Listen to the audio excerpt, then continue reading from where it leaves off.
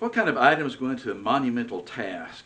Maybe the greatest task and challenge you'll ever face in your life. Is it something that happens on the spur of the moment? And sometimes historically you may think yes, but if you look deeper, there are some items that go into that preparation. I want to continue talking about the Old Testament book of Exodus and the time we have together. This time, some items out of chapter 2, chapter 3, and chapter 4. Previously, we talked about chapter 1 and a nation, the nation of Israel, that had been beset with difficulties, the hardship that the Egyptians of that day brought to bear down upon that nation, and the problems that they faced because of their ethnicity. In chapter 2, Moses is, as a baby, is hidden from being killed is for as many months as is possible, and then still just a few months old, he's placed into a little basket and put into the rushes at the edge of the Nile River.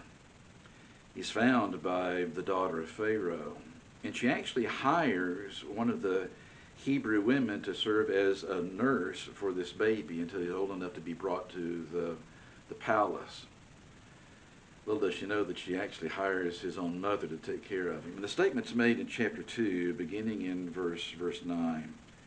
Pharaoh's daughter said to the one who is Moses' mother, "Take this child away and nurse him for me, and so I'll give you your wages." So the woman took the child and nursed him. And when the child grew, she brought him to Pharaoh's daughter, and he became her son. Initially, there's an instruction that takes place early on in the life of Moses. He's growing up at least those first couple of years as that young child in that kind of surrounding where he is among his own people. How much does he remember? He remembers enough to actually kind of set some things in motion. Because the next item that's actually mentioned in chapter 2, when he is grown, came to pass, verse 11, when Moses was grown, that he went out to his brethren and looked at their burdens and saw an Egyptian beating a Hebrew, one of his brethren. He's incensed. That anger is something that flares up in a way that causes him to react in some unrestricted ways. It's an inadmissible wrong that occurs in verse number 12. He looked this way and that, and when he saw no one, he killed the Egyptian, buried him in the sand. That atrocity is found out. The Pharaoh wants him dead. He flees into the wilderness of Midian, and actually is in that location for 40 years. Does not come back to Egypt until he's 80 years old. But the instruction of that young child, the incensed attitude of individuals that are beating another human being, the inadmissible way in which he takes the law into his own hands, causes him actually to be isolated.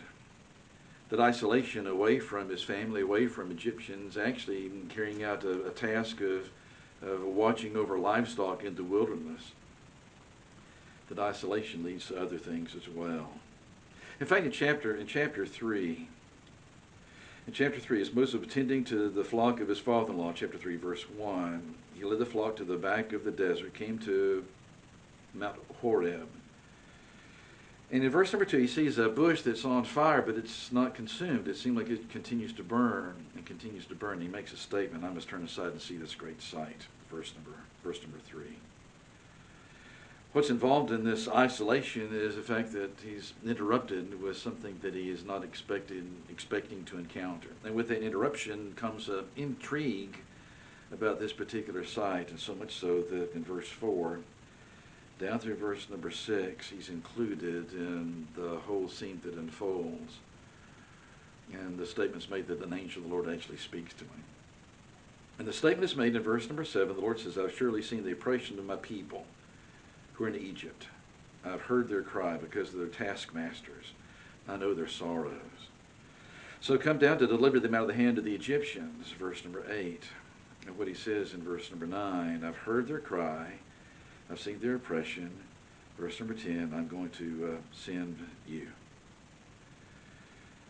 He's isolated from his family and from those of his greater background, the children of Israel.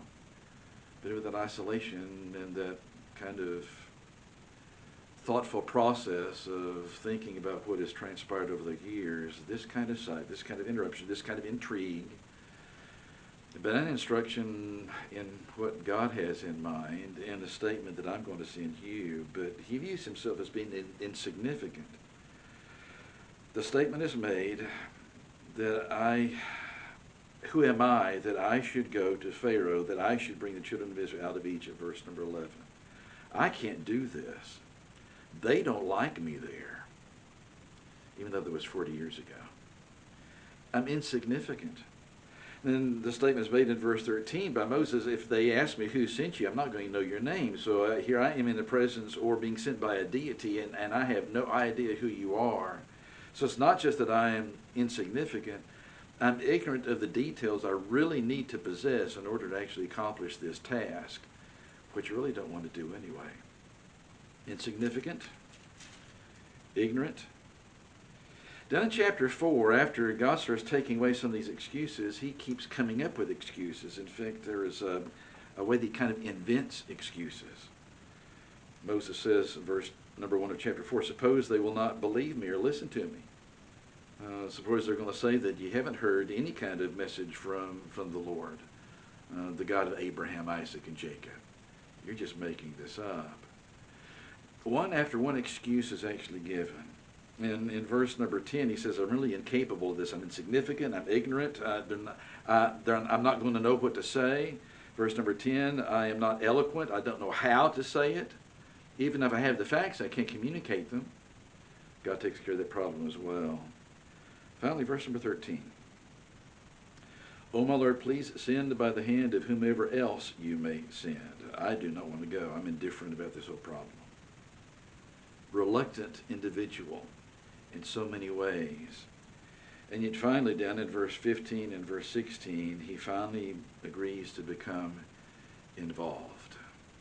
How often in the scope of history and historical events and individuals that are catastrophic in nature do you see an individual rising out of nowhere, out of insignificance, to actually take on a task that nobody would really want to take upon themselves? Let somebody else do that. Let somebody that's power hungry do that. Let somebody that's greedy for personal gain do that. Don't involve me. It's interesting that that plan for deliverance, being prepared for the task, sometimes involves people in unusual ways. And it is often the case that individuals that are chosen, that actually rise to the top, that actually are successful, actually have their name in history because of the exploits that were accomplished at their hand that first really did not want the task at all. But the task is something that Moses finally accepts nonetheless. Interesting details in Exodus chapter 2, chapter 3, and chapter 4. By the time we get to chapter 5, we'll see the pushback from the Egyptians against what Moses requests, because they want to keep the Israelites in bondage forever. Interesting book. We get a chance to read through more of Exodus as the days go by. Please stay safe. We'll talk again soon.